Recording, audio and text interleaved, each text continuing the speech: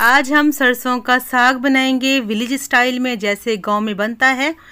अपनी नानी माँ की रेसिपी मैं आप सबके साथ शेयर करूंगी। मेरी नानी माँ विलेज में रहती हैं, तो जैसे वो विलेज में रहते हुए विलेज स्टाइल में साग बनाती हैं गांव की तरह, वही स्टाइल आपको बताऊंगी। वही तरीका होगा, देसी तरीका होगा। देसी तरीके से बनाएंगे मज़ेदार सा टेस्टी ओरिजिनल सरसों का साग।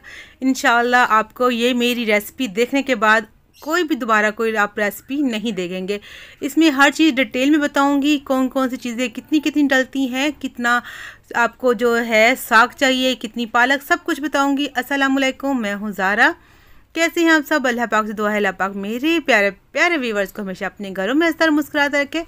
इस प्यारी सी दुआ के साथ आज की मज़ेदार सी सरसों की साग की रेसिपी स्टार्ट कर लेते हैं। तो सबसे पहले हमें चाहिए सरसों का साग। तो साग यहाँ पर आप देख लीजिए, यहाँ पर 2 किलो साग लिया है। इसको गिरह लगी हुई थी, इसकी जो गांठ थी उसको हमने जो छुरी से काट लेना है। अभी जो है नया नया साग है, अभी सीज़न स्टार्ट हुआ है, तो इतना अच्छा साग आपको नहीं मिलेगा मार्केट में या जो सब्ज़ी वाली शॉप्स होती हैं। तो यहाँ पर अभी थोड़े से पतले पतले डंठल जो इसके होते हैं, पतले होंगे। ये पत्ते भी थोड़े से पतले पतले छोटे छोटे साइज़ के होंगे। जब ये सर्दियाँ ज़्यादा आ जाएंगी तो ये डंठल जो मोटे हो जाएंगे, तो इसका साग भी ज़्यादा टेस्टी बनता है। मगर जिस तरीके से मैं बताऊंगी इंशाल्लाह आपको जो है इसका जो आप साग बनाएंगे बड़ा ही टेस्टी बनेगा। पालक मैंने यहाँ पर जो है 1 किलो ली है। यहाँ पर आधा पाव मैंने मेथी ली है। तो जैसे ही मैंने कहा है कि अभी नया नया साग है, थोड़ी सी कड़वाहट होती है, हल्की सी कड़वाहट नहीं, बस हल्की सी एक उसमें होता है अपना इसका टेस्ट। तो उसको ख़त्म करने के लिए इसमें हम डालेंगे शलजम। तो 2 अदद शलजम लिए हैं। इसका वेट की बात करें तो यह हाफ़ kg शलजम होंगे। और एक लहसुन का हमें जो पूरा इसका जो है फूल वो चाहिए, और अदरक भी चाहिए। यहाँ पर देख लीजिए, बाकी मैं बताऊँगी इसको आगे इस्तेमाल का तरीका। यहाँ पर बाथू भी डलता है, मगर बाथू अभी नहीं मिला मुझे। तो अगर आपके पास बाथू मिल जाता है आपके इलाके में तो आप ज़रूर लेके डाल लीजिए। एक गट्ठी उसकी तकरीबन आधा पाव जितनी ये गट्ठी होती है वो आप लेके जो है बाथू भी इसमें शामिल कर सकते हैं। तो अभी ये नया नया साग है, तो क्या होगा, ऊपर से इसकी जो ना ऊपर इसकी छिलका सख्त होता है। अगर इसका छिलका से हटाए बगैर अगर आप काटेंगे ना, तो क्या होगा, जो साग ना अजीब सा अंदर ना उसकी डंडियाँ डंडियाँ सी ऐसे लकड़ी लकड़ी से बनेगा। तो जो जहाँ से सख्त डंडी हो उसकी आपने ये देखें इस तरह वाली हटा लेनी है। जो अंदर से खाली खाली होती है इसको हटा लेना है। जहाँ से सॉफ्ट होगा वो जगह जो है हमने ऐसे काट लेनी है। और जहाँ पे अगर आपको लगे सॉफ्ट है और बाहर से छिलका सख्त है तो छिलके को हमने छील लेंगे। ये आप तरीका देख लीजिए इसको कट करने का। ये देखिए इस तरह छील लीजिएगा। तो इससे ये क्या होगा, पकने के बाद ना, ये तो गले का भी जल्दी, और पकने के बाद जो एक लकड़ी लकड़ी सी बन जाती है ना, वो नहीं रहेगी। तो अब आपने नॉर्मल ही बारीक सा इसको काट लेना है। जो इसकी डंडियाँ हैं उसको बारीक काटेंगे, और जो इसके पत्ते हैं उसको हम जो है मोटा मोटा काट लेंगे। पत्ते जल्दी से गल जाते हैं, जो डंडियां हैं वो मोटी मोटी आपने नहीं काटनी, बारीक काटनी है, ताकि गलने में आसानी हो। और जो पकने के बाद इसकी जो लुक है वो भी बड़े ही मज़ेदार सी रहे। तो पालक को सिंपल जैसे हम काटते हैं बाकी वैसे ही काटना है। ऐसे अपने एक बना लेनी मुट्ठी सी, और जो उसके डंठल हैं हटा लेने हैं। बस पत्ते ही हमें चाहिए। पत्तों को भी ऐसे ही बस इसको मोटा मोटा काटना है। बस साग का आपने डंडल जो है बारीक काटने हैं। जो मेथी है, मेथी की ये पत्तियां सिर्फ हमें चाहिए, इसके डंडल हमें नहीं चाहिए क्योंकि कड़वाहट होती है।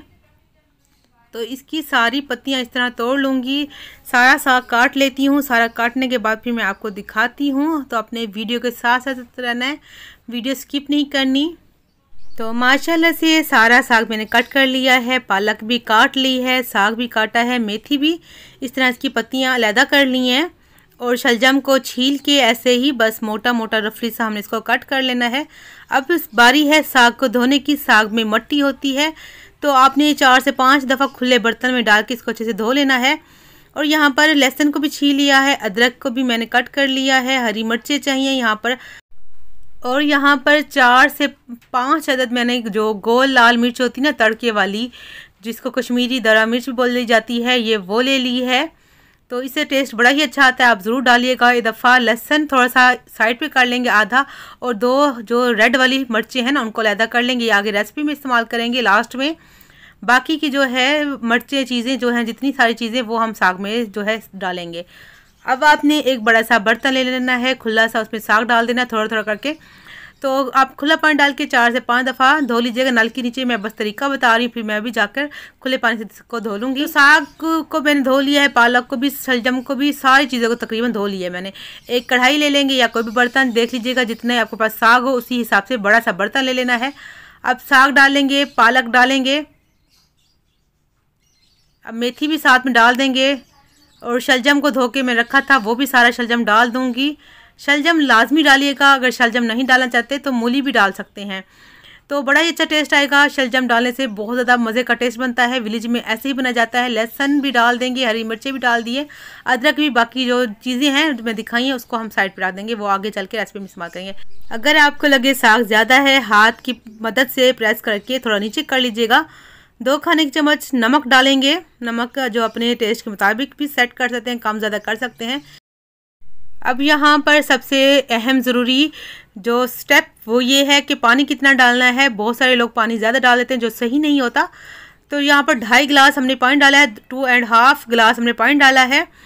अगर बड़ा गिलास है तो आप जो है 2 गिलास भी पानी डाल सकते हैं। इसको चूल्हे पर रखकर हाई फ्लेम पर 5 मिनट पकाऊंगी, उसके बाद दम पर जो है हम इसको पकाएंगे। तो यहाँ पर 5 मिनट हो चुके हैं। यहाँ पर देखें काफ़ी ज़्यादा साग नीचे हो गया, क्योंकि साग में सारा ही पानी होता है।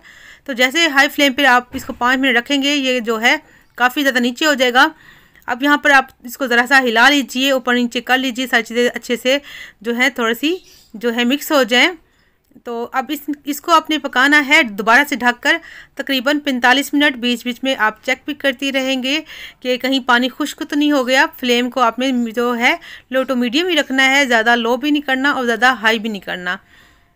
तो यहाँ पर मुझे तकरीबन इसको पकाते हुए 45 से जो है 50 मिनट लग चुके हैं। और इसका चेक करने का तरीका ये भी होता है, जो इसकी डंडी होती है ना, जो डंडल जो हमने काटे हैं, जो सख्त वाली जगह होती है, उसको आपने उठाकर इसको चेक करना है।